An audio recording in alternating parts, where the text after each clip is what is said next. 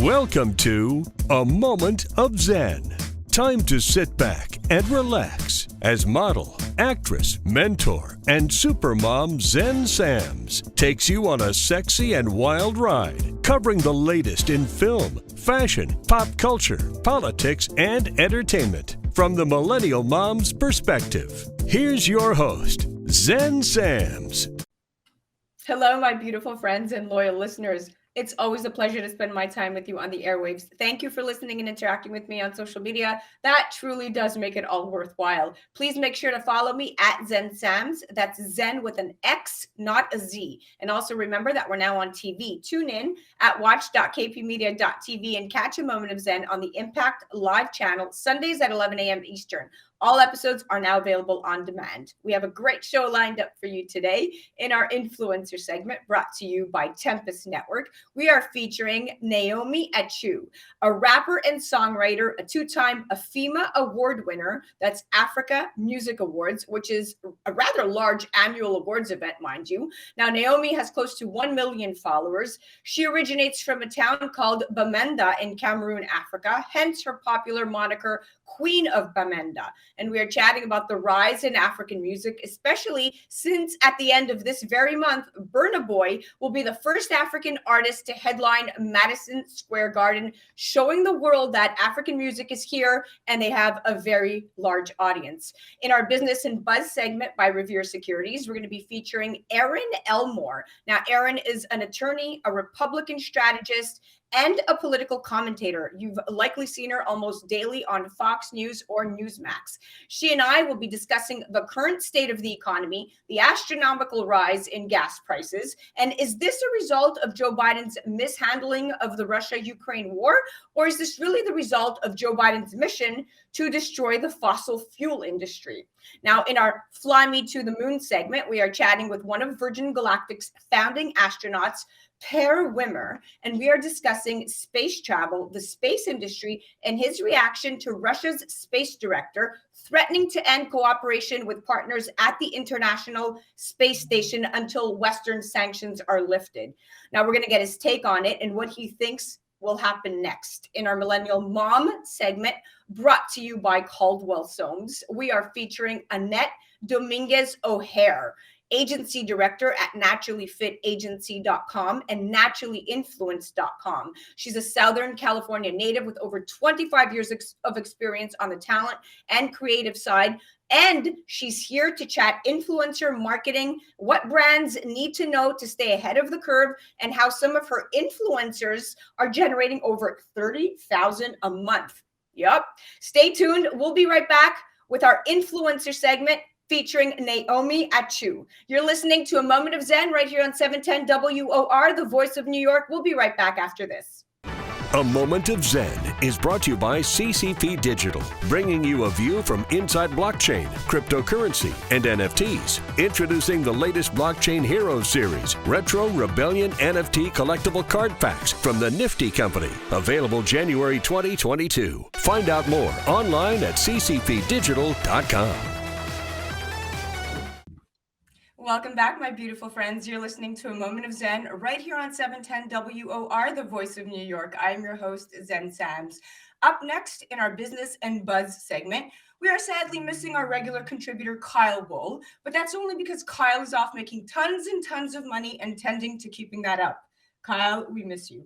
But in lieu of the talented Mr. Wool, we will be featuring Erin Elmore. She is truly the definition of beauty and brains. Erin is an attorney, a Republican strategist, and political commentator. You've seen her almost daily on Fox News and Newsmax. Erin is also a contributor with Charlie Cook's Turning Point USA and a columnist at townhall.com. Now, she and I will be discussing the current state of the economy, the astronomical rise in gas prices. Is this a result of Joe Biden's mishandling of the Russia-Ukraine war? Or is this really the result of Joe Biden's mission to destroy the fossil fuel industry? We'll also talk about the spike in New York City's crime rate, and is Mayor Eric Adams really addressing the real issues our city is facing? Now, as she gets settled into the broadcast room, let's chat gas prices. Now, is it fair to blame the high gas prices on Biden's effort to destroy the fossil fuel industry, or is it the war itself to blame? So let's review.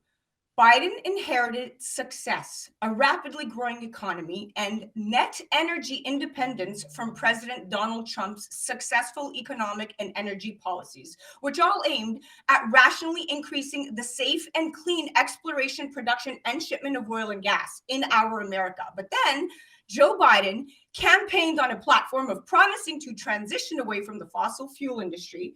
And what he did not know or failed to acknowledge is that the industry provides 2.5 million good, high-paying American jobs, supports 11.3 million other American jobs, and is about 8% of the American economy.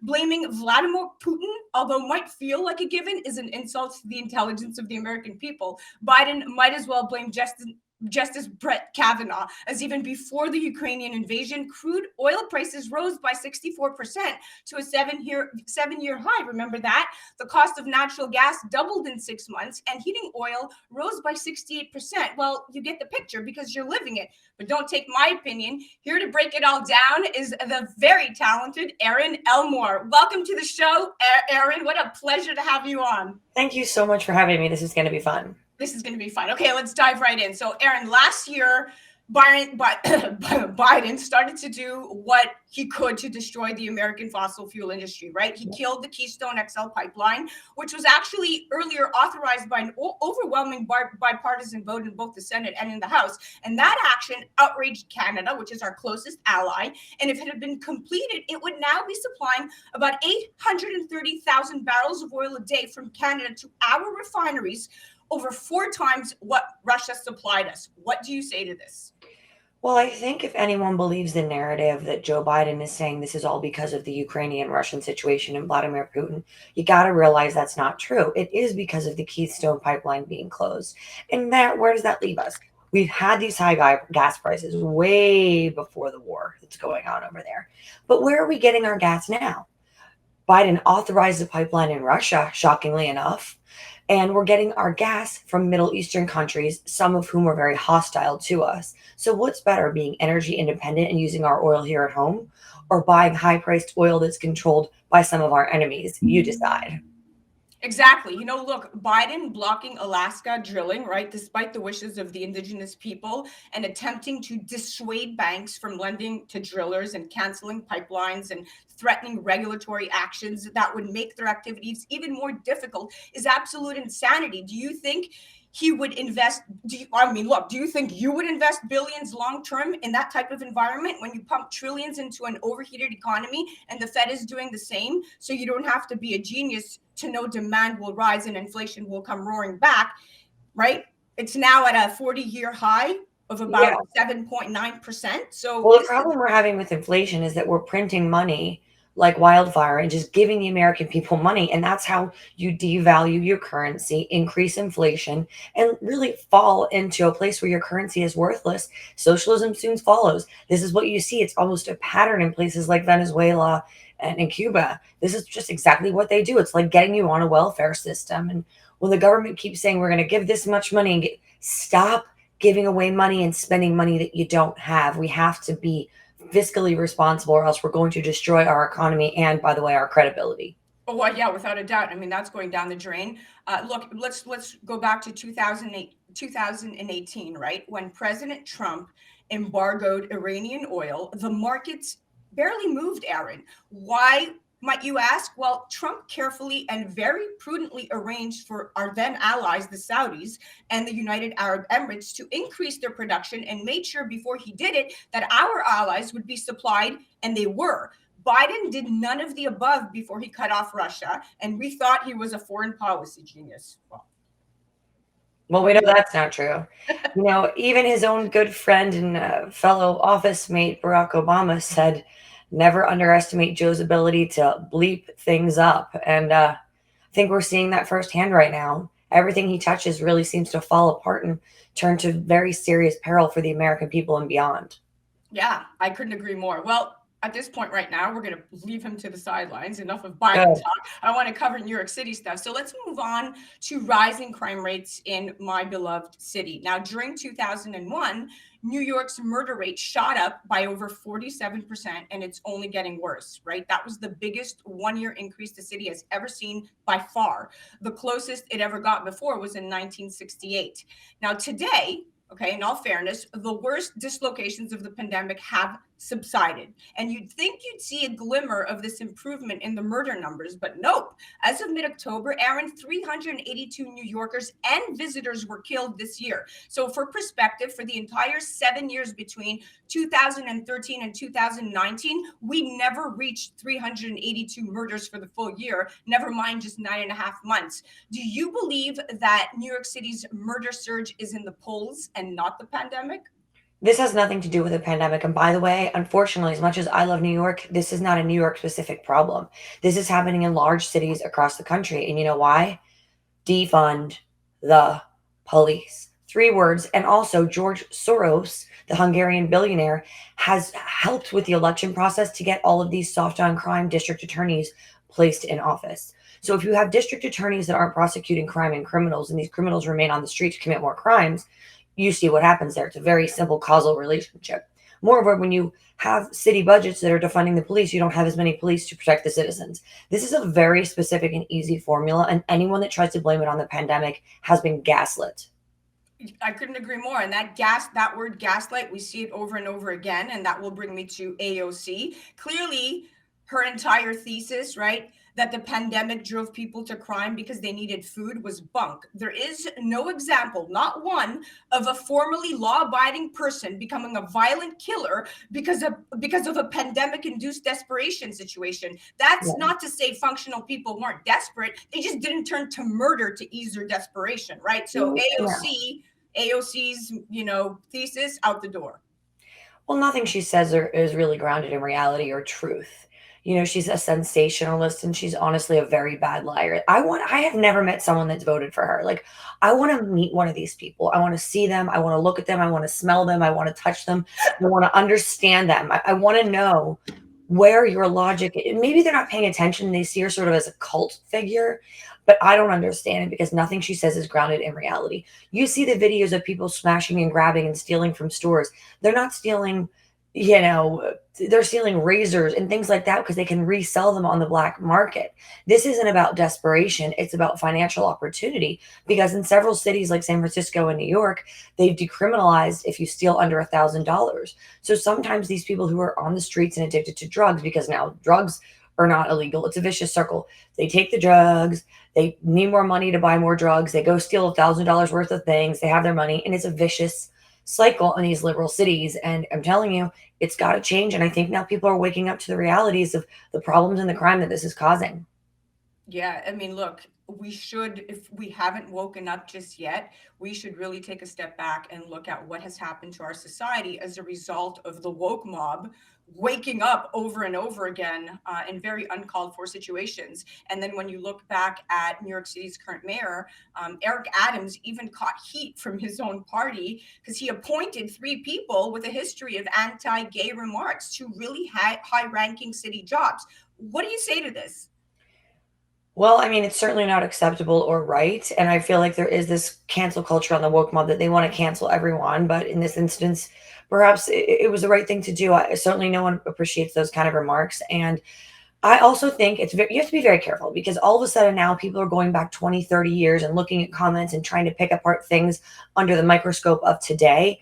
I do believe no matter what, the speech that you find the most offensive is the speech that should be protected.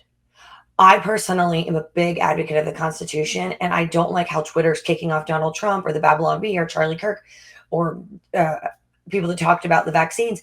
I think we should live in a completely open society where the marketplace of ideas regulates itself. For example, the people that made these comments under Adams' administration, they're now losing their job. The market has regulated and said, hey, this speech is not okay. But I don't want to see people being kicked off of platforms and being completely censored, because then you're living in a communist country. But certainly these comments are inappropriate. But when people call for more censorship, that's when I start to get really, really scared. Yeah. I mean, if you put it in that perspective, if you call for more censorship, it's almost like this need to disrupt technocracy on the other side, right? The bigger the giants get, the weaker the people get. So there is that need not only to disrupt technocracy on one end, but even from censorship for people to truly be very careful and not push it too far, because like you said, you're rolling it back to a different ideal. And with respect to Eric Adams, I would think that this is kind of all very counterintuitive, because Eric Adams is New York City's newly appointed mayor, who, by the way, won the Democratic primary by just 7,000 votes, right? That's 0.8%. And you would think that he wouldn't so confidently brush off his own critics, right, at a moment in his tenure where many leaders would be looking to broaden their appeal. But at this point right now, I couldn't agree more with what you're saying in terms of being very careful and walking that line extremely, like it's a tightrope balance kind of thing. I get it.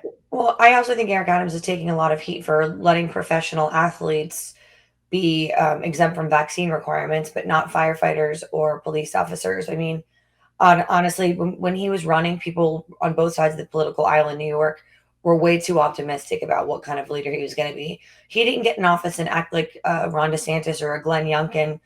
I mean, yes, I know those are governors, but those are just some great leaders that he didn't get rid of the mandates. He didn't lift masks immediately.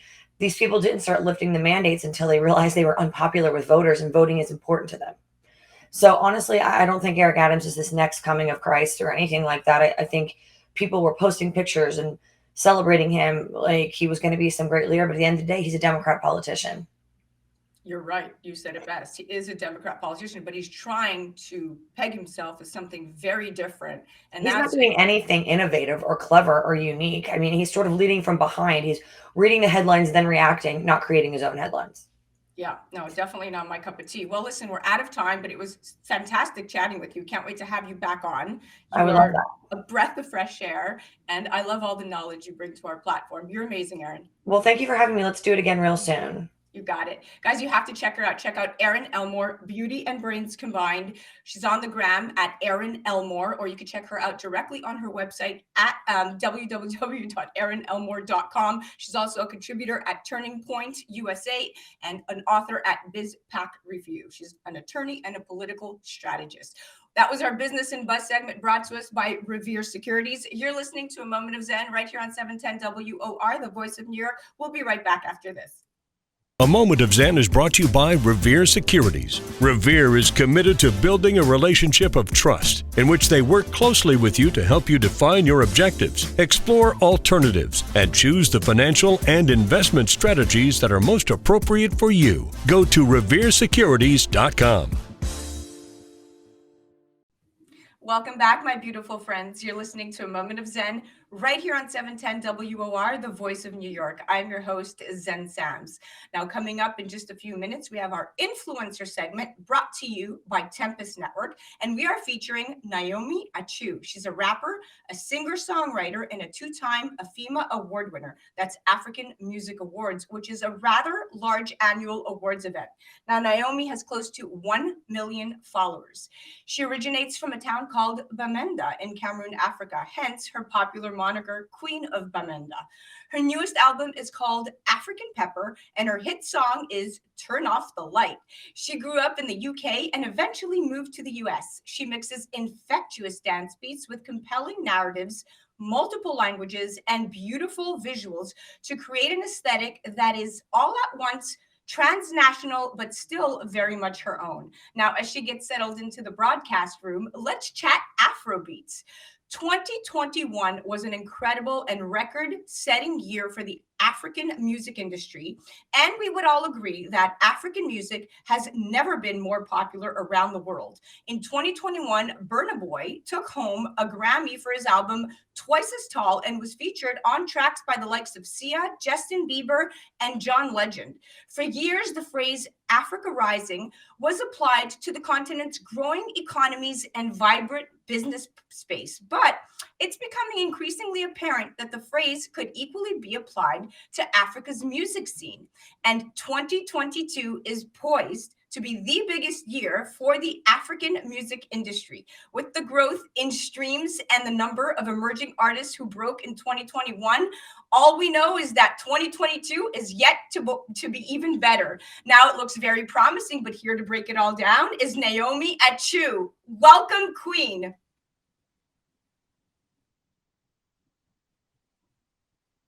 I am so excited to chat with you. First of all, you are so talented. You are looking beautiful as ever. For those of us that have not been able to see her yet and are just listening, she is gorgeous, dressed in pink, and is quite impressive. Now, tell me, my love, how did you get involved with music? So, I mean, I wrote my first song when I was 8, 9, but, watching Whitney Houston, Michael Jackson made me know that I wanted to be a musician.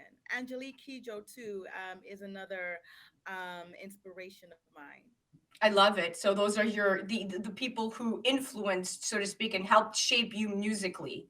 Definitely. Exactly. And I love that you are bringing some influential voices to the table here as your role models. That's amazing. Talk to me about your international sound and also being really influenced by your West African culture. So, growing up, I've, lived in different places. I was born in Cameroon, moved to England, went to school there, and I was in a classroom of people from all over the world. And then, I would attend Notting Hill Carnival, and, I was just exposed to so many different cultures, and, it just became part of me. And so when I write my music, I'm thinking about maybe being in a movie. And I'm like, okay, is this a movie based in Europe? Is it based in Africa? And then that's how the song just comes out. And the song just comes out and it translates very beautifully to your music videos, because your music videos are so stylized. Can you tell me about the creative direction, the process, and the artistry behind it all? So, most of the time I do a lot of my styling, being an independent artist, which I find to be very fun, by the way. It just depends on me and the videographer. We'll sit down, we'll discuss the concepts of the video, and then, I'll put in my little flair, they put in their little flair, and va va voom. And Vavavoom. So you have a hit song, Turn Off the Light. I saw the music video. If you guys head to her website, naomiachu.com, you'll see it right there. It's beautifully directed. Now, I also read that you're interested in inspiring women through your work. Talk to me about female empowerment and what that means to you. Very, very big, very, very big thing for me. I'm hoping to go to Africa and work with some young students, young female students, and empower them, because as an entertainer, as an African entertainer that's female, we have a lot of barriers that we have to break. And I want people to know that it's possible, that as human beings, everything is possible. We all know that as females in the industry, we have to work hard. Everybody has to work hard, but we have intricate details that we have to focus on: our hair, our makeup.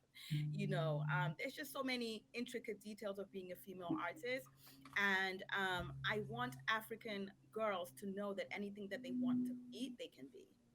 I love that your message is so inspiring, and really speaking to African girls is so important, because for such a long time, it has been overlooked. And essentially, at the end of the day, we now have social media, and that has amplified the ability of African artists to grab the world's attention, right? Over the last year alone, the Nigerian alt genre has grown by over 200%. What do you say to this?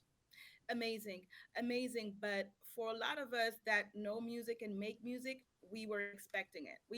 We knew it was going to happen, but we didn't know when. Um, a lot of things originate from Africa. The drums, the soul.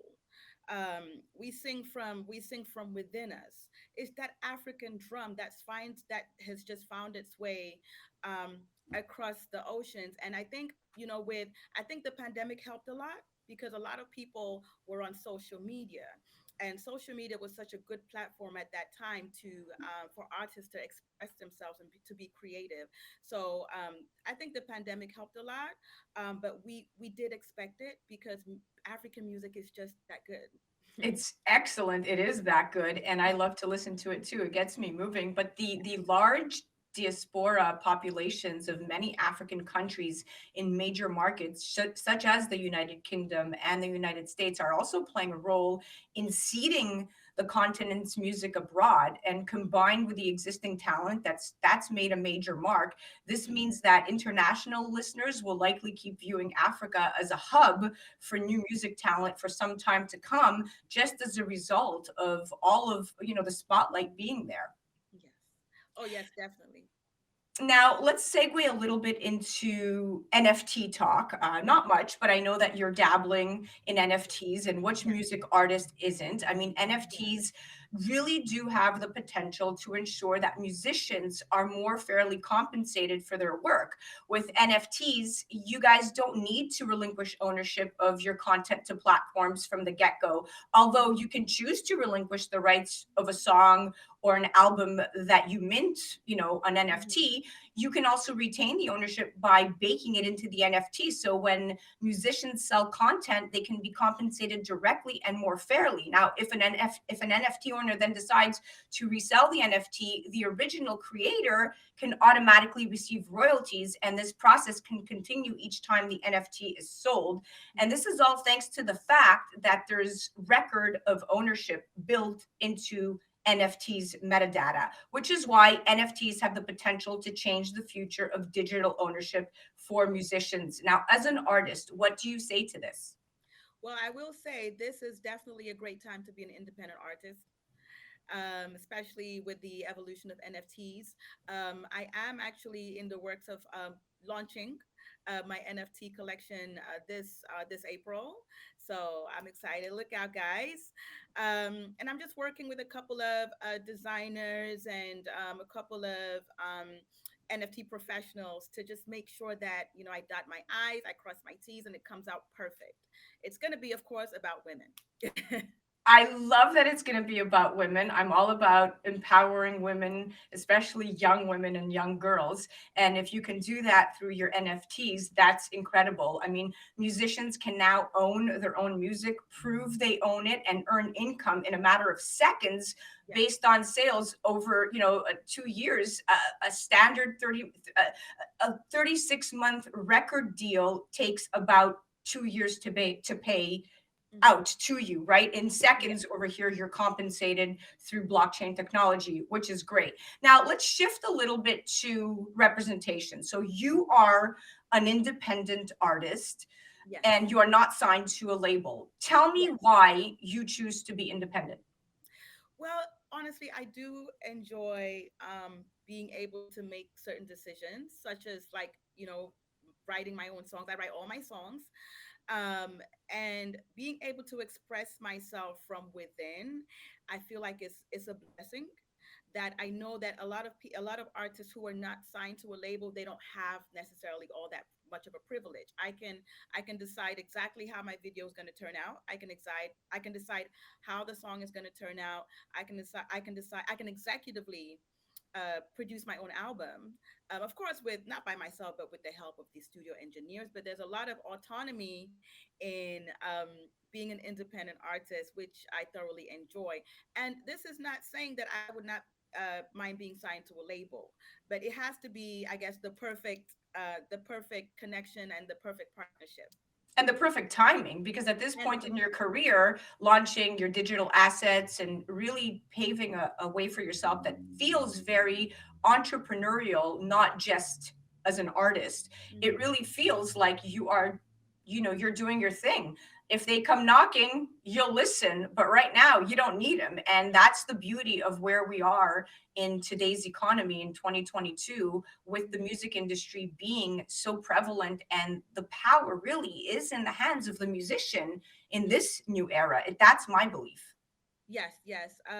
It's 2022 is just, we're just going to see there's a lot of independent artists that are doing very, very well for themselves, but there are some artists that are better off with a record label. I mean, there's things that a record label does that maybe an independent artist may not necessarily have access to. So there's pros and cons of both. I have friends that are signed to record labels, and I know that they're benefiting from certain things that I don't benefit from. But that creative part, that access to your own creativity, that's what every artist wants. Yeah, that's true. That is, and that control right now is something you have as an independent. Well, listen, we've ran out of time, but it's been amazing chatting with you. Before you leave, are you going to grace us with your beautiful vocals?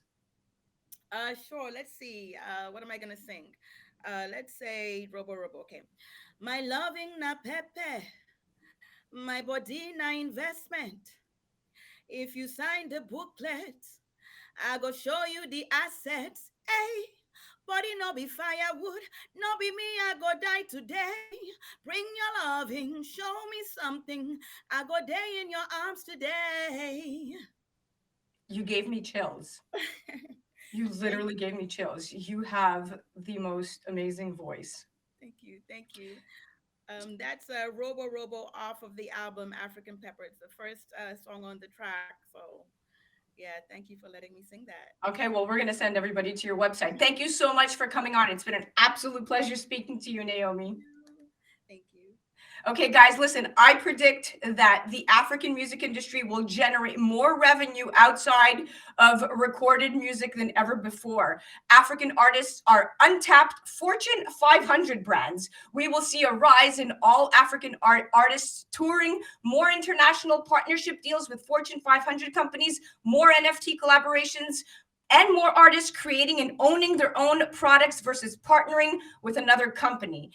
And at the end of this month, Burna Boy, that's right, he's going to be the first African artist to headline Madison Square Garden, as New York is the media and brand capital of the world. This concert is showing the world that African music is here. They have a very big influence. And if you want to be a part of the influence to impact future generations, you need to be in business with African talent. You have to check out Naomi on the gram at I am Naomi Achu, or directly on her website, www.naomiachu.com. You're listening to A Moment of Zen right here on 710 WOR, the voice of New York. We'll be right back after this. A Moment of Zen is brought to you by Tempus, the next generation of the engagement economy, allowing people to make money on their data and earn cryptocurrency for the time they spend on things they already currently love to do.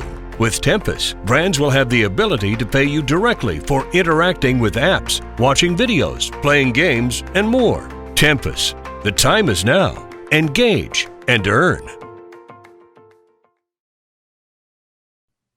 Welcome back, my beautiful friends. You're listening to A Moment of Zen right here on 710 WOR, the voice of New York. I am your host, Zen Sams. Today, in our Fly Me to the Moon segment, we are chatting with one of Virgin Galactic's founding astronauts, Per Wimmer, and we are discussing space travel, the space industry, and his reaction to Russia's space director threatening to end cooperation with partners at the International Space Station until Western sanctions are lifted. That's a big threat. Now, this is despite NASA saying earlier this month that Russia was committed to the ISS. Now, we're going to get Per's opinion on this as well. On a more uplifting note in space talk, Jeff Bezos's Blue Origin continues to launch successful space tourism missions, and Jeff hopes to make these supersonic launches into a mainstay of pop culture. Now, Blue Origin's direct competitor is Virgin Galactic, and they are currently selling seats for $450,000, and that's up from its previous price point of around $250,000.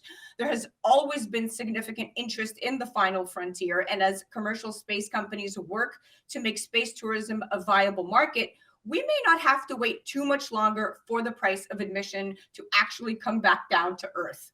Exciting scientific developments are funded by very impressive levels of investment. And while most private aerospace companies are research focused, a market for sending non-astronauts to space is definitely emerging as flights become autonomous and no longer require a trained astronaut to operate the craft. And in the next decade, the value of the space industry as a whole is expected to double from 400 billion to 800 billion. And 2021 was a historic year for commercial space travel. A record number of civilian orbital and suborbital missions launched very successfully. And as with everything in its early stages, space tourism today is unattainably expensive, although demand appears to be strong enough to keep existing companies in this market very busy for several years. But eventually, as technology matures and more companies enter the industry, prices will hopefully go down. And going in space in the future will feel more like going to Europe.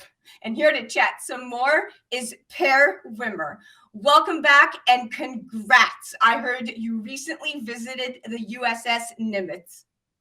Yeah, thank you very much. It was a fantastic and really cool experience, to be honest. And thank you for having me here on the show. It was amazing flying into San Diego and experiencing a sort of a Top Gun experience. I know the Top Gun movie is coming out here in May, Top Gun 2. So it was almost a prelude to that. But absolutely fantastic. It was one of my bucket list items to fly into San Diego, get on the naval bases in Coronado. We then, together with a bunch of other adventures, got onto a C-2 Greyhound, which is basically an old cargo plane where you're sitting the wrong way around in the plane. And we flew out in the Pacific Ocean and landed on the U.S. aircraft carrier, the Nimitz, off the Nimitz class. So obviously one of the biggest aircraft carriers in the world. And that was a thrilling and amazing experience. I mean, it's basically like landing on a floating airport with a town underneath. This aircraft carrier can carry up to 5,000 people on board, 80 aircraft. I mean, it's unbelievable, the scale, the size, let alone the fact when you're flying in, landing on that flight deck, and where you've got to get that hook underneath the plane tracked across these wires, these 3 wires that goes across the landing strip, so to make sure that you stop there, and then you get a very brutal stop when you land there. Really exciting. It sounds very exciting. Now, the USS Nimitz is a supercarrier of the United States Navy and the lead ship of her class. So, wow, that is definitely one on the bucket list. It's one of the largest warships in the world. Now, was this mission philanthropic or work-related?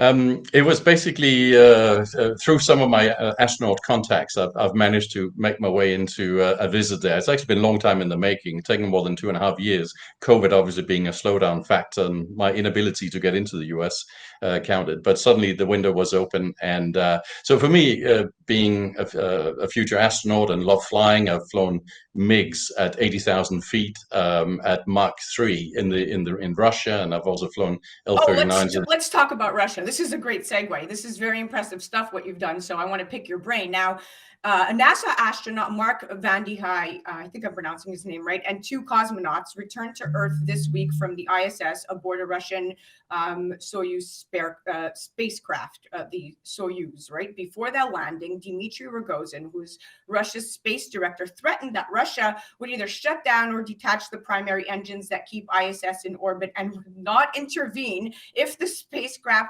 risked falling back to Earth in an uncontrolled deorbit. What do you say to this? And what are we really facing here if the Russians implode this? Well, it's a really sad day for space, to be honest, because historically, if you go back the past 3 decades, space collaborations amongst China, Russia, US, Europe has always been consistent, friendly, collaborative. We all work together for the common goal, no matter what the geopolitics on planet Earth have been.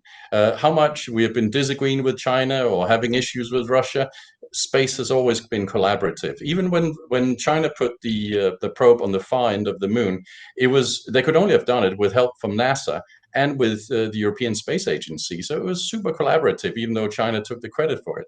So it's really a sad day to see that now finally with the Ukrainian situation, and now finally space is also kind of uncollaborating again. Now, the problem is perhaps less severe as it would have been, say, 5 years ago, when the Soyuz was the only way to get people up to the International Space Station. 2 mitigating factors here, seen from a US perspective. One is the Falcon 9 is a perfectly good rocket. It will take people up and down. So the US now has its own capabilities of shuttling astronauts back and forth. And secondly, there is a plan, and this is the default plan, to actually retire the ISS in due course over the next years, because it's simply getting very old. So the problem gets less and less problematic for those two factors. But as an astronaut, I'm personally saddened about it, because we learn more from collaborating than from doing our own things separately. I couldn't agree more. And we know for a fact that the ISS can't function properly without both Russia and the US participating. So that is very sad.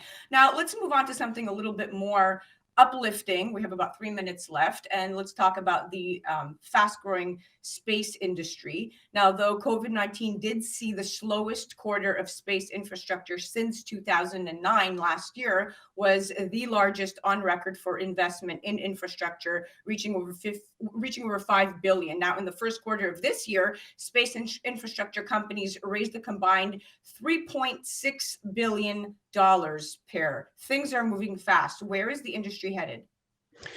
I think from a private sector perspective, the space sector is super exciting at the moment. In 2021 alone, the private space sector raised about $15 billion, which is roughly the budget of NASA.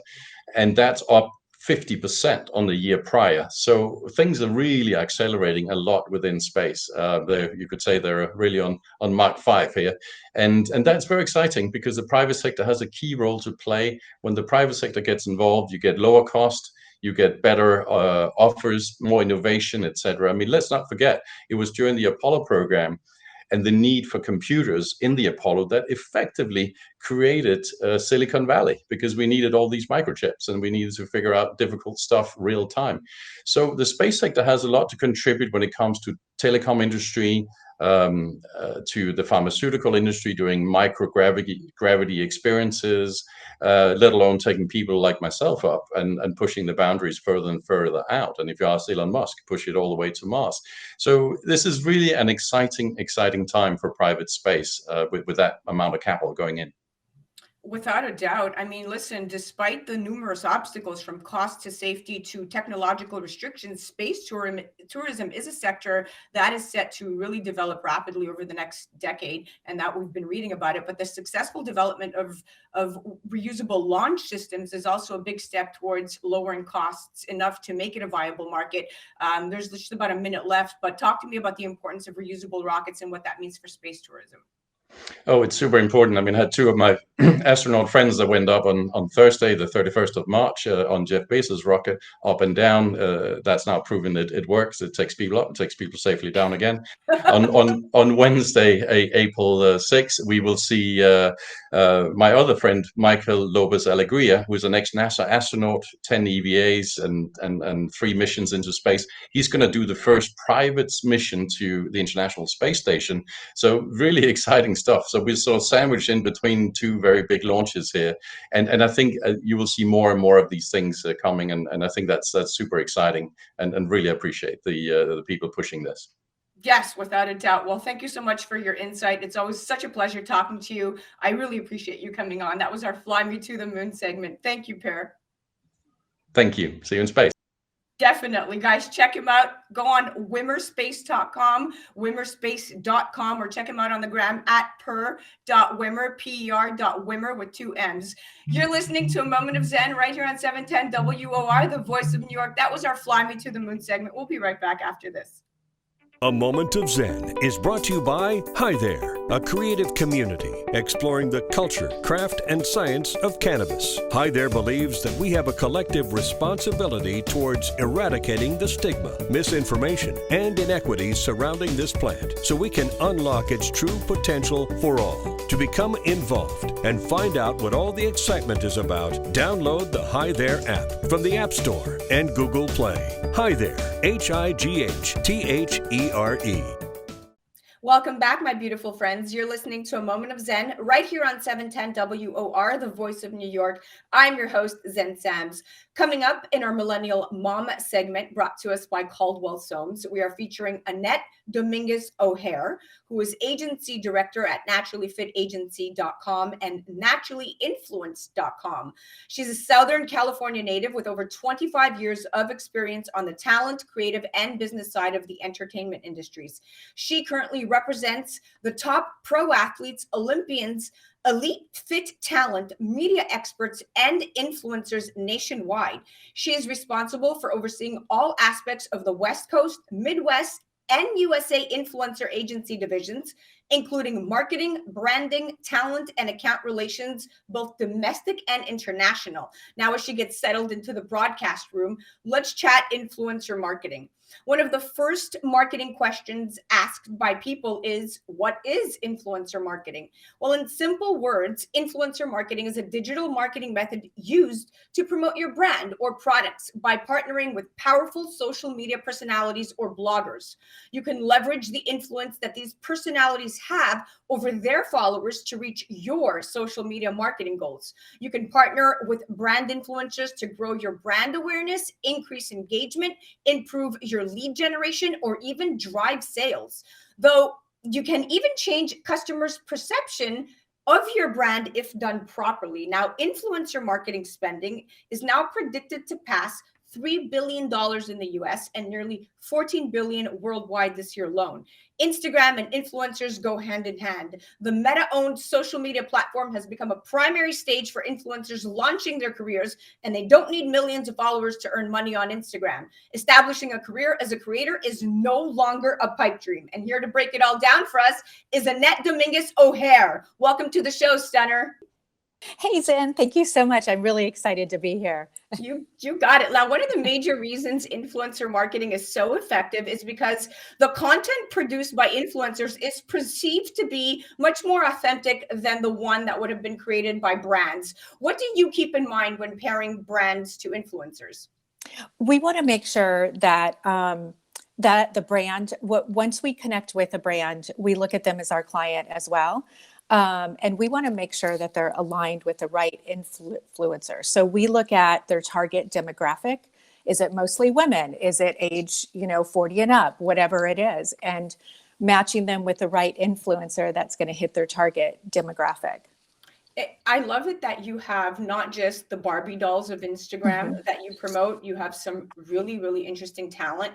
Talk to me about some of the unique influencers your particular agency represents.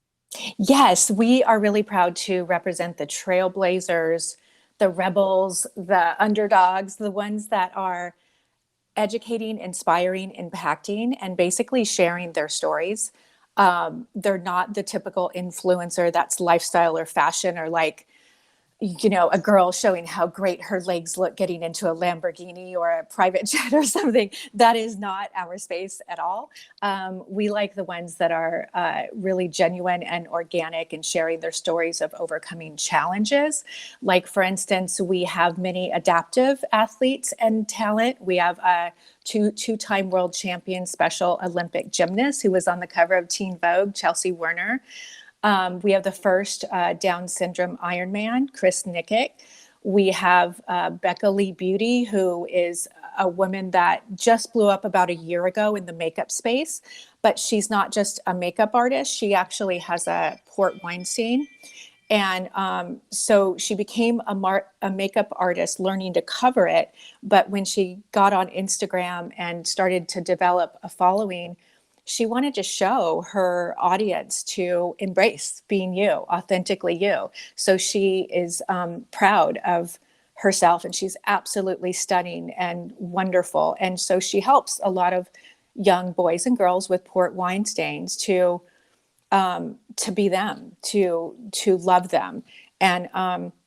And just, I could go on and on and on. And this is exactly what it's about. You got to the core of it. You are representing people with real voices, real stories that are really impactful, because influencers are viewed as these third parties with really no vested interest in promoting the brand. And people want to hear directly from that voice. It's the reason why 63% of consumers trust what influencers have to say about brands more than what brands say about themselves. And that's why that influencer marketing is expected to become a $22.3 billion industry by 2024.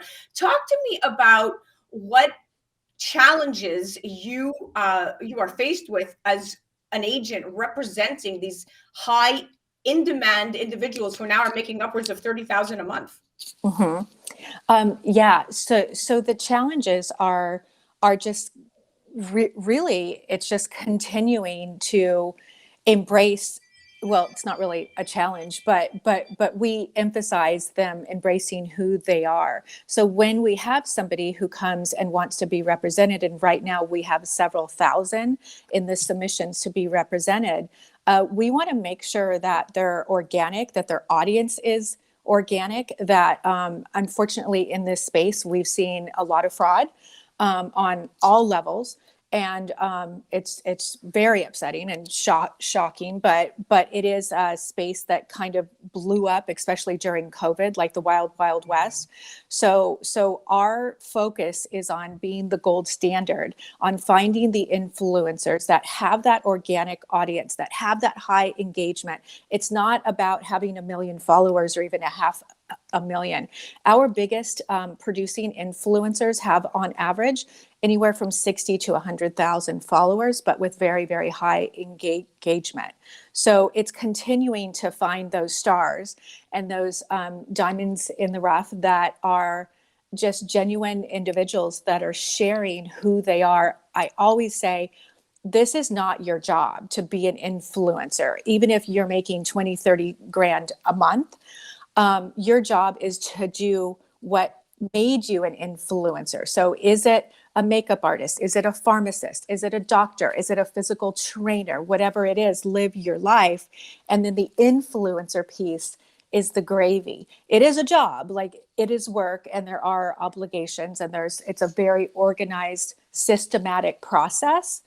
But at the core of it, the influencer has to remain true to who they are, and they can't be dictated to change based on their algorithm or if their following is going up or down. Exactly. I always say, ignore it and be you. And be you. And it's all about engagement, right? We definitely want to make sure that we are, listening to the voice of somebody with high engagement, right? Because that is very telling about their core audience. Well, listen, we're out of time, but thank you so much for coming in and chatting. It was fascinating. What you do is very different. You're not your regular agent, but representing influencers worldwide is a very unique niche market. So I take my hat off to you, especially being a woman in the entertainment industry. Thank you so much. This was so much fun. You got it. Guys, definitely check out her website, NaturallyFitAgency.com or NaturallyInfluenced.com. That was Annette Dominguez O'Hair. Check them out on the gram at NaturallyFitAgency LA. You're listening to A Moment of Zen right here on 710 WOR, the voice of New York. We'll be right back after this. That was our Millennial Moms segment.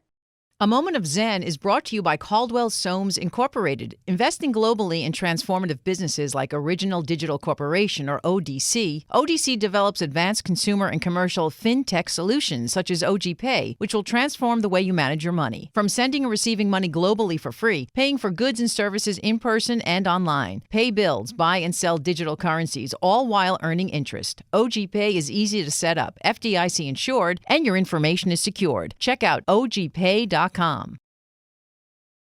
Well, that's a wrap, my dear friends. Remember to join me right here on 710 WOR, the voice of New York, every Saturday night from 9 to 10 p.m.